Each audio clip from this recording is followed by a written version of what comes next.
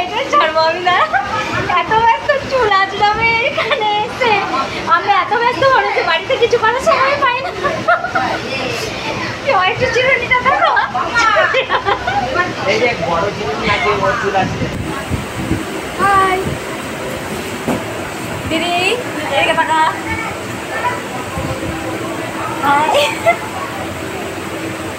আমার দুজন খিদে পেয়েছে, আলু ভাজা খাচ্ছে। এই যে দেখো আলু ভাজা একাই খাচ্ছে। এই যে বাবারে, কি করছো তুমি? আর একজন এই যে ও বাড়িতে খায়নি, এখানে এসে খাচ্ছে। ভাজা কি খাচ্ছো? আলু ভাজা। এই যে, কি খাচ্ছো কি খাচ্ছো একটু বলে দাও তো, কি খাচ্ছো? এই হ্যাঁ, জোরে বলো।